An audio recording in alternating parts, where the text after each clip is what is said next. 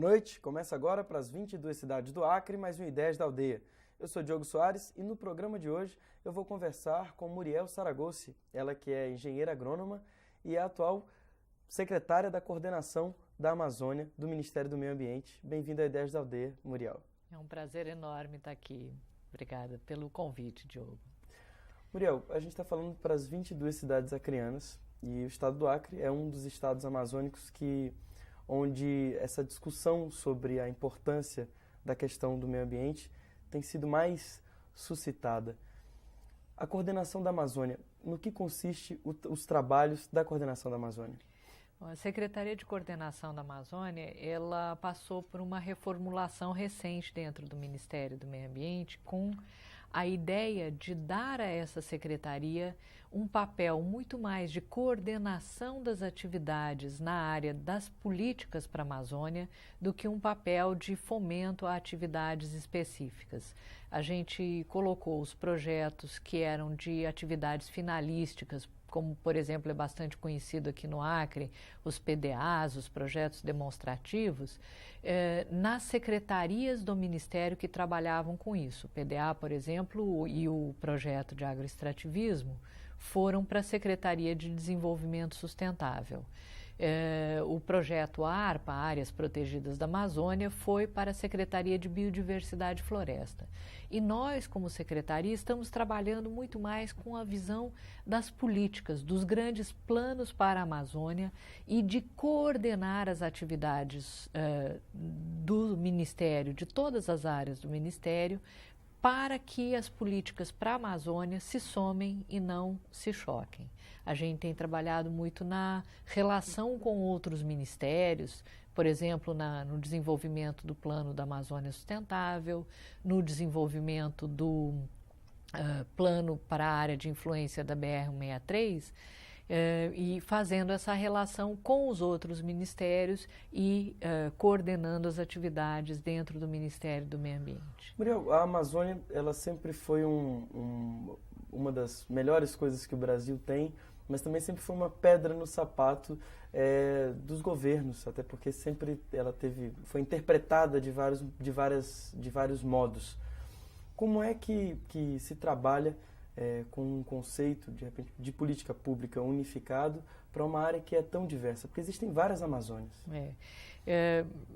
Até o início da palestra que eu dei ontem na reunião do BCDAM falava sobre essas muitas Amazônias. Eu acho que é um avanço muito grande que o nosso governo trouxe, esta visão para o conjunto do governo e não mais somente para o Ministério do Meio Ambiente, de que a Amazônia não pode ser tratada se pensando uma coisa única para ela. Porque a realidade do Acre não é a realidade de Rondônia, não é a realidade do Pará.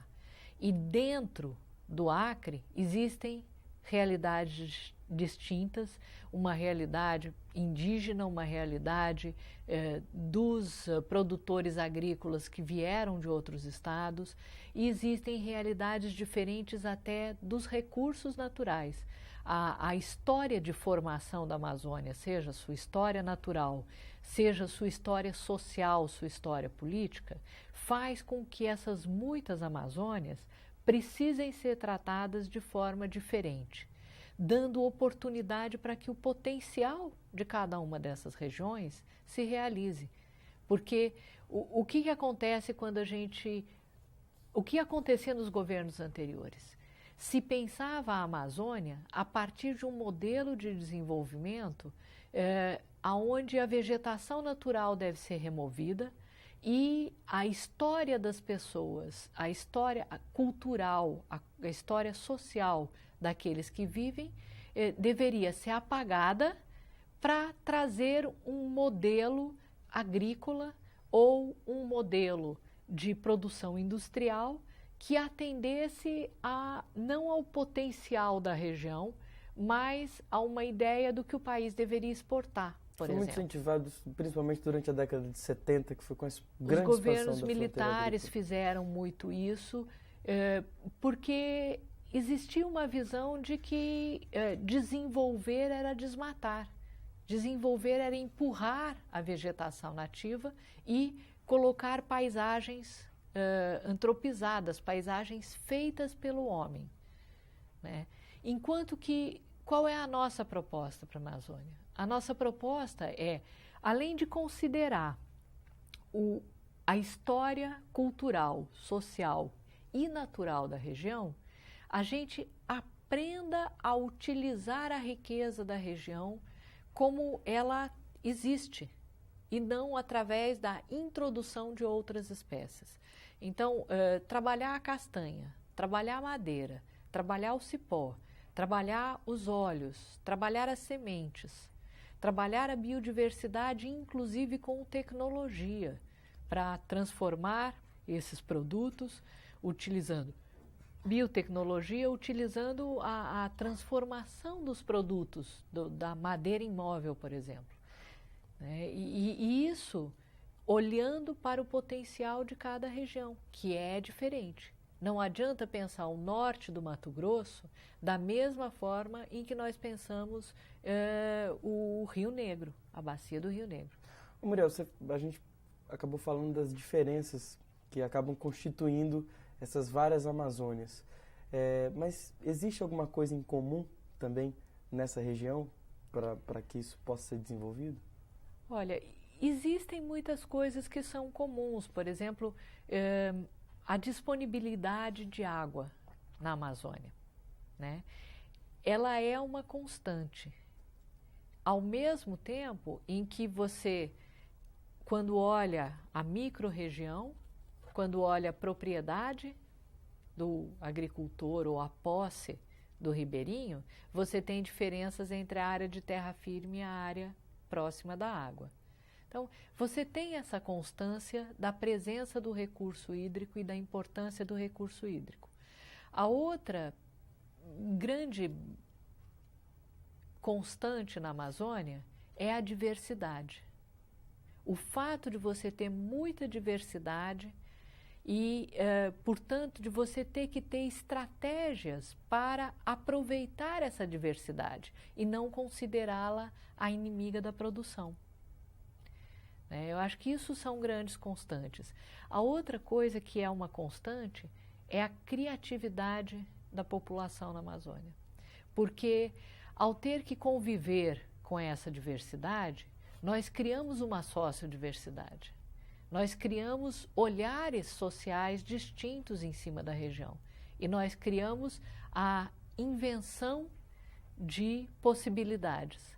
Eu acho que essa riqueza da Amazônia é uma constante.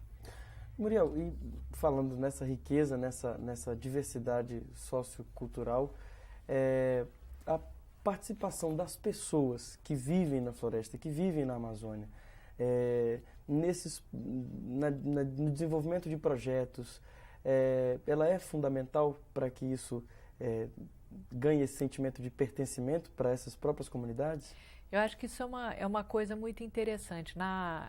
Essa inovação, essa invenção, essa capacidade de propor inovação na Amazônia, ela está associada a uma população muito dispersa. E nessa última década e meia, mais ou menos, na Amazônia, nós temos um fenômeno muito interessante que aconteceu. É que as pessoas aprenderam a trabalhar em rede. Os movimentos sociais se organizaram, mas como a gente tem pouca gente em cada lugar e a Amazônia é tão grande, a única forma real de conectar as pessoas, de colocar as pessoas em contato e, ao mesmo tempo, de manter o respeito por essa diversidade, por essa sociodiversidade que existe, foi através de redes. Nós temos aqui no Acre nasceu o Conselho Nacional dos Seringueiros, que é uma rede que hoje está presente na Amazônia inteira. Nós temos o Grupo de Trabalho Amazônico, que congrega hoje mais de 500 entidades na Amazônia inteira. O GTE, todos eles com sede em Brasília também? Os dois têm hoje regionais em Brasília, não são sedes, são regionais. Porque qual é o conceito de rede? Ao trabalhar com uma rede, é só a gente pensar na rede de pesca, né? A gente tem a rede e os nós. Cada grupo, cada associação, cada grupo de pessoas que participa da rede, ele é um nó. E a rede só é firme se todos os nós estão bem amarrados, se todos eles trabalham juntos.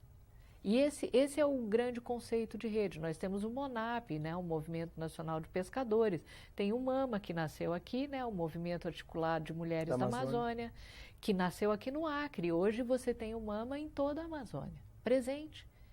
Né? Essas redes, ao mesmo tempo em que elas valorizam cada um dos grupos que dela participam, elas tecem em cima da Amazônia um movimento social que constrói uma nova Amazônia.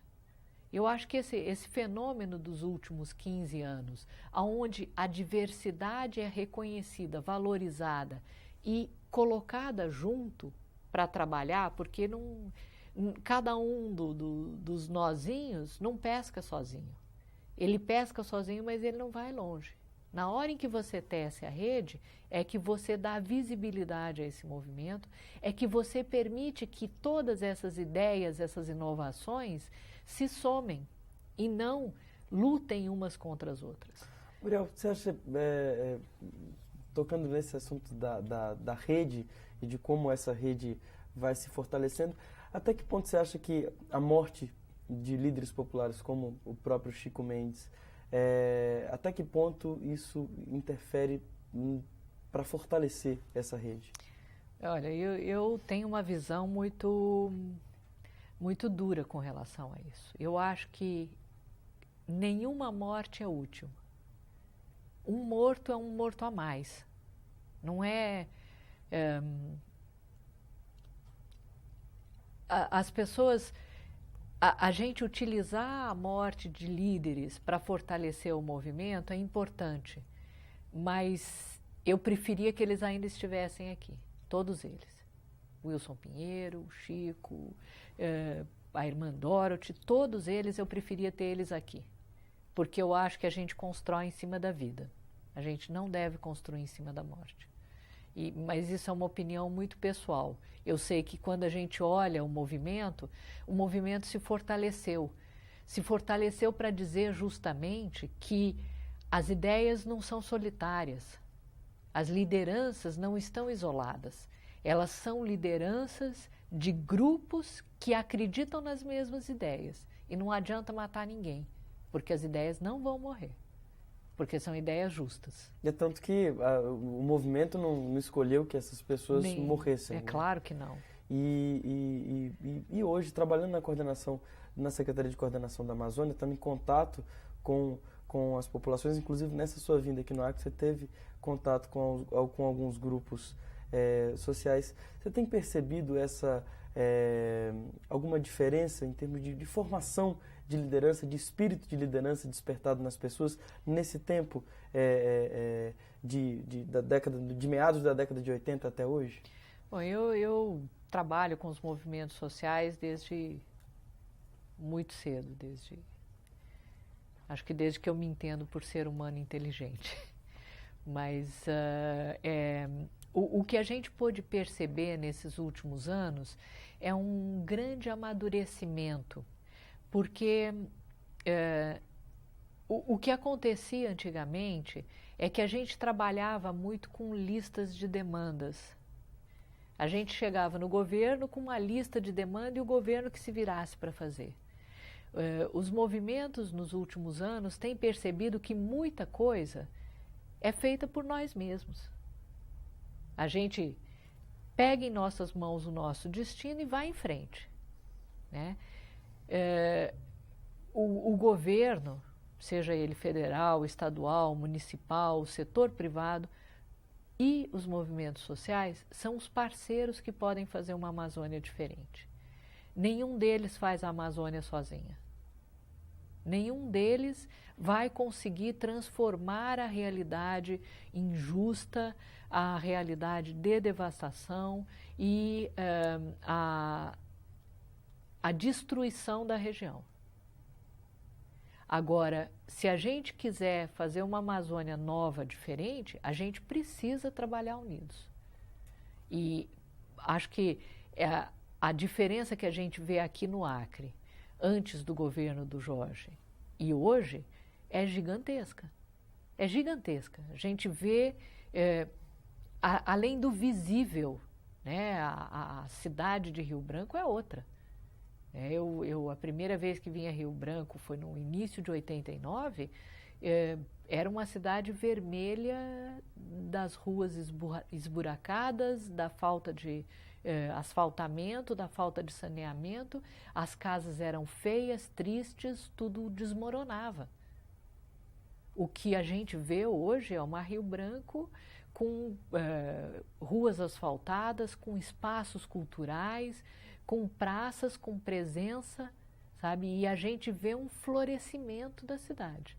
É uma diferença gigantesca. Agora, o governo estadual não faria isso sozinho nunca. Ele fez isso porque ele fez isso junto com a população do Acre. Ele fez isso junto com os movimentos sociais. A transformação do parque industrial, quer dizer, na verdade, a criação de um parque industrial no estado do Acre, ele só vem porque há um investimento do governo estadual, do governo federal e do setor privado e dos movimentos sociais organizados, porque aqui você tem uma indústria comunitária que não existe na maioria dos outros estados do país. Isso é uma mudança na qualidade do desenvolvimento do Acre. E isso é uma coisa que eu gostaria de poder dar para a Amazônia inteira. Uma mudança na qualidade do desenvolvimento. Um desenvolvimento que não beneficie somente um setor. Um desenvolvimento que beneficie o conjunto dos setores sociais que estão na região. E que garanta que a gente faz isso com os recursos naturais da região. E não... implantando outro modelo. Não, e não destruindo eles.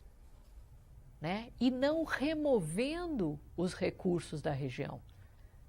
Não à custa de, mas com. Bacana. Muriel, a gente vai para um rápido intervalo. Não sai daí, daqui a pouquinho a gente volta nesse bate-papo com Muriel Saragossi.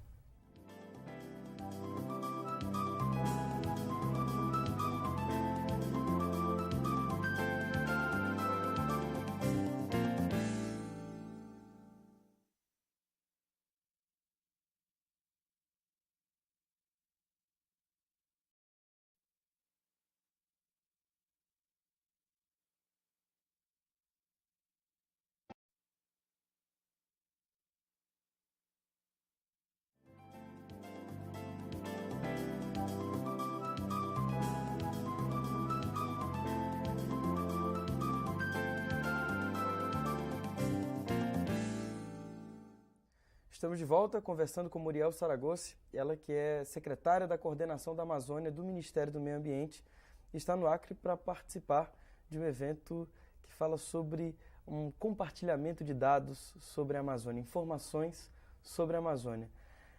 Muriel, no bloco anterior nós falávamos sobre os modelos de desenvolvimento que já foram aplicados na Amazônia e da evolução de um desenvolvimento que hoje se percebe no estado do Acre. Existe um plano de desenvolvimento sustentável para a Amazônia como um todo. Eu queria que você falasse um pouco sobre esse plano.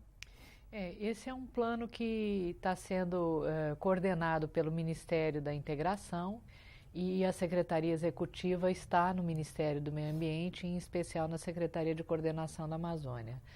A ideia desse plano é justamente, a partir do reconhecimento dessas múltiplas Amazônias, do reconhecimento dessa sócio e biodiversidade, planejar o desenvolvimento da região, levando isso em consideração, levando em consideração a história do local, a história natural e a história social, a diversidade cultural que temos na região. Então, o que nós temos feito, né, com esse plano? Nós temos discutido ele como um grande guarda-chuva de planejamento para o conjunto do governo. A gente tem um exemplo, já um filhote desse plano caminhando, que é o Plano de Desenvolvimento Regional Sustentável para a área de influência da BR-163, de Cuiabá para Santarém.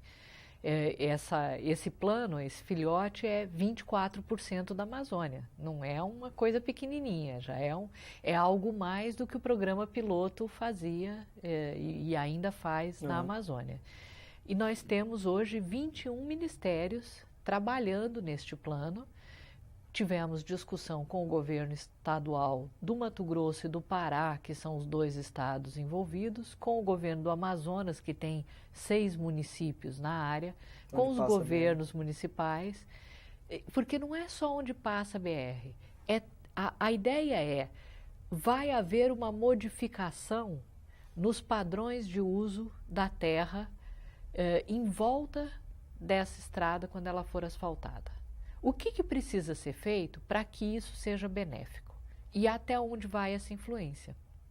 Então, nós temos 71 municípios dentro do plano. Uma área que é muito grande. Qual é a nossa visão? A nossa visão para essa área é que ela deve ser de desenvolvimento sustentável. Para isso, o que a gente precisa? A gente precisa de um ordenamento territorial, a gente precisa definir o que deve ser feito na área antes da estrada ser asfaltada. Então, aonde vão ser florestas nacionais para a produção de produtos madeireiros e não madeireiros? Onde deve ser a unidade de conservação de proteção integral? Seja reserva biológica, seja áreas de parques nacionais. Aonde a gente precisa fazer reservas extrativistas ou reservas de desenvolvimento sustentável para contemplar as populações que tradicionais. Já estão morando lá. Quais são as terras indígenas que ainda não foram demarcadas nessa região e que precisam? E as terras de quilombo? Também têm que ser demarcadas. Essa visão do conjunto do território, essa organização do território. E aí dizer, bom, aqui é a área para a reforma agrária. Agora, a gente vai ter que olhar quais são as pessoas que já têm posse de boa-fé na região para reconhecer. E a questão da regularização fundiária, em cima disso, também é importante, porque isso dá uma estabilidade para as pessoas que estão de boa-fé trabalhando na região. Então, quais são as áreas que têm um potencial agrícola importante, onde você vai trabalhar a agricultura? Quais são as áreas que já foram degradadas? Quais são as áreas que já foram desmatadas? O norte do Mato Grosso tem grandes áreas desmatadas lá. Então, a gente precisa saber usar essas áreas para não permitir o avanço do desmatamento para dentro da floresta. Intensificar a produção nelas, melhorar a produtividade, favorecer aonde já foi uma região que foi devastada para que estancar o avanço da floresta, do desmatamento. E, dentro da área de floresta, criar processos de produção que gerem desenvolvimento e riqueza com a floresta. Criar, assim, a possibilidade de você transformar produtos, arranjos produtivos locais. E um arranjo produtivo não é uma cadeia produtiva. Qual é a diferença? Na cadeia produtiva, eu planto meu cupuaçu, eu transformo meu cupuaçu em polpa, eu congelo meu cupuaçu e eu vendo. O arranjo produtivo, ele vai dizer, bom, eu vou plantar meu cupuaçu, mas eu vou plantar isso num sistema agroflorestal, porque eu vou trabalhar com outros produtos também. Eu vou pegar a polpa do cupuaçu, mas eu também vou moer a casca para fazer adubo, então eu crio uma produção de adubo ao lado da produção do cupuaçu. E eu vou também trabalhar para formar os mecânicos que vão cuidar da despolpadeira, para eu não precisar trazer um cara de São Paulo cada vez que quebra a minha máquina. Se inserindo no mercado de várias outras formas. Então, isso, você vai criando um conjunto de atividades que vão criar um desenvolvimento, um padrão de desenvolvimento naquela região que inclua as pessoas e que não trabalhe só na riqueza para alguns, que trabalhe no conjunto. Mas eu vou precisar também de água potável, eu vou precisar de produção de energia, eu vou precisar de moradia decente para as pessoas, eu vou precisar de escolas decentes, eu vou precisar de capacitação profissional. E esse olhar complexo da região, esse olhar que olha para todos os aspectos é o que nós estamos procurando promover. E aí eu vou lhe dizer que entra uma coisa importante, a relação com a reunião que está tendo aqui. Que é a reunião do BCDAN. Isso, o BCDAN é o Banco Compartilhado de Dados da Amazônia. Qual é a ideia? O BCDAN ele reúne quase 50 órgãos públicos e agora, a partir desse ano, nós conseguimos uma modificação no regimento interno do BCDAN para a inclusão dos órgãos da sociedade que produzem dados de qualidade também. Então, há uma abertura do BCDAN para outros setores sociais que não somente o governamental. E qual é a ideia? A ideia é, em vez de competir, cada um buscando fazer dados e dizer, não, o meu dado é o verdadeiro, o seu dado não é verdadeiro. De compartilhar esses dados no compartilhar os dados, cooperar para poder mudar a realidade, para poder planejar com base em dados reais. Muriel, só uma pergunta para ficar mais claro. O BCDAN é o Banco Compartilhado de Dados da Amazônia. Isso. E esse banco de dados compartilhados, ele existe ou ele é uma iniciativa, é o nome que se deu para essa iniciativa dessas várias instituições? Na verdade, são bancos de dados. São muitos bancos. Cada órgão continua mantendo o seu banco de dados. O que trabalha este grupo é como é que a gente pode enxergar os dados dos outros. Como é que a gente pode, quando o Ministério do Meio Ambiente resolve fazer o planejamento para a BR-163, como é que ela fica sabendo os dados do IBGE e os dados do IPEA e os dados do Ministério da Saúde e os dados que são gerados no Ministério das Minas e Energia e no DNPM sobre os minerais. Então, se eu preciso, a cada vez que eu preciso de informação sobre uma região, fazer uma consulta formal a cada um desses dados, desses bancos de dados, que vão me mandar uma informação congelada, não atualizada constantemente, na velocidade que cada órgão atualiza seus bancos de dados, pode ser que daqui 3 anos, quando eu olho as informações que eu tenho, elas estejam completamente desatualizadas. O que nós estamos discutindo aqui é como é que a gente faz para poder ver os dados dos outros. Então, nós temos os bancos de dados existem nas suas bases, nas suas instituições. Nós estamos agora, através de uma tecnologia nova de web service, que é um tradutor universal. É um sistema que permite olhar os bancos de dados em outros lugares e ser capaz de enxergar eles no meu computador, na minha máquina, através de um sistema que é de software livre, portanto gratuito, de fácil acesso. Qualquer cidadão que tenha acesso a um computador pode entrar e olhar isto.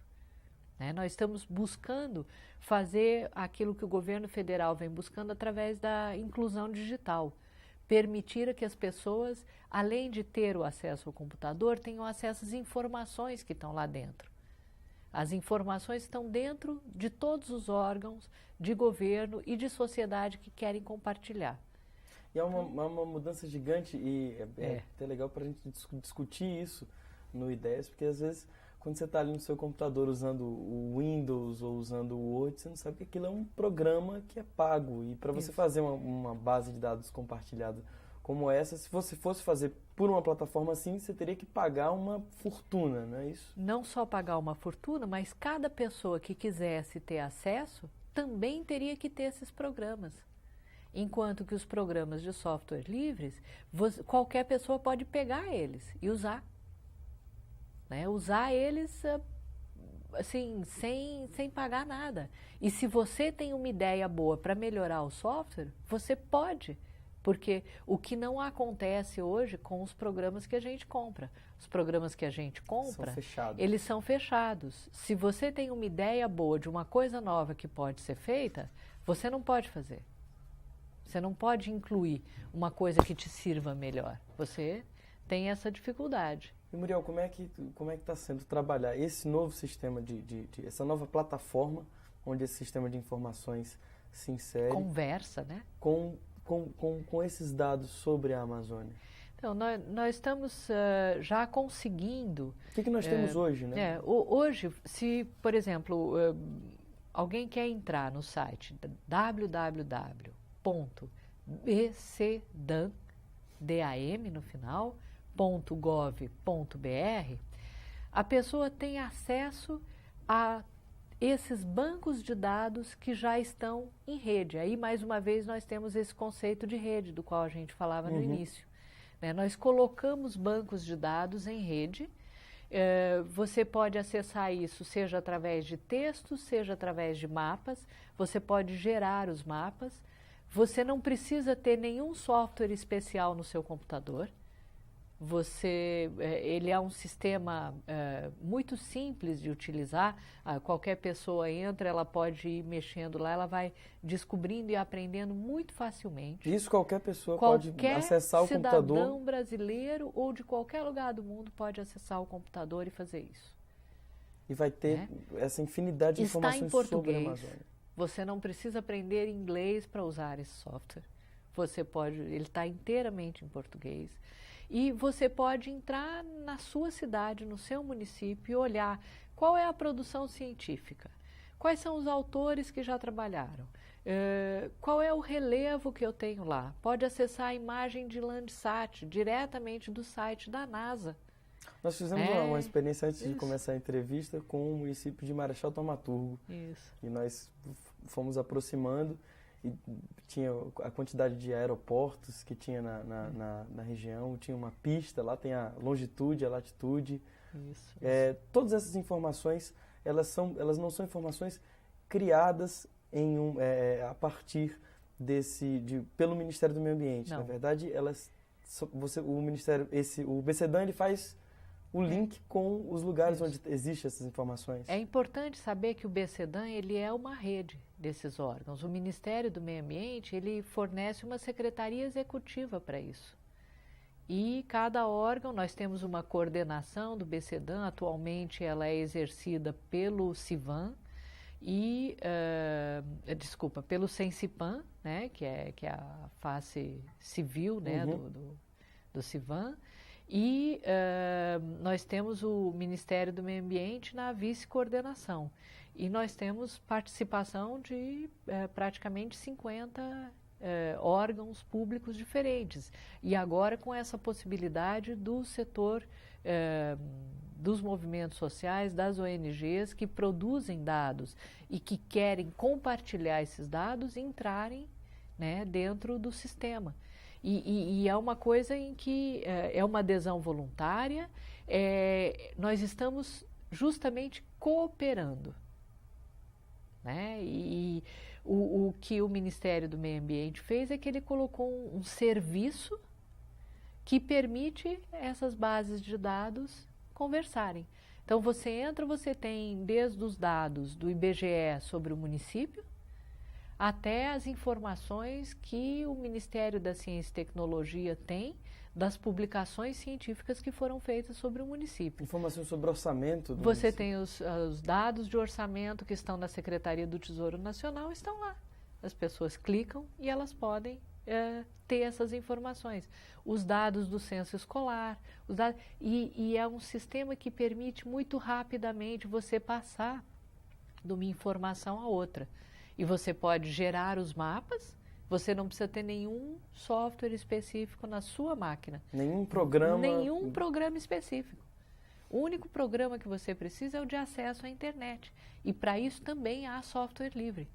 O Mozilla é um sistema de software livre em que a pessoa... Não tem só o Internet Explorer. Não tem só o Internet Explorer. Você tem um software livre que permite a você entrar nisso. Então, livre e gratuito, que é uma grande diferença. Muriel, a gente está chegando ao final do Ideias da Aldeia. Muito obrigado pela tua participação aqui no programa. Nada, é um prazer imenso estar aqui, é um prazer imenso falar com o Acre, com as populações do Acre, assim, um beijo no coração de todos os acreanos. Parabéns pelo governo que vocês têm e pelas mudanças que vocês promoveram no Estado, mudanças para muito melhor. Nós é que agradecemos então, Muriel, esse bate-papo, essa oportunidade. Você que é uma amiga do Acre de tempos muito mais difíceis do que esse. Obrigado também às 22 cidades acreanas que acompanharam esse bate-papo sobre o compartilhamento de dados sobre a Amazônia. E fica a dica, então, para quem quiser acessar e saber mais sobre a Amazônia e sobre o próprio Acre, o site www.bcdam.gov.br. Até a próxima, a gente se vê.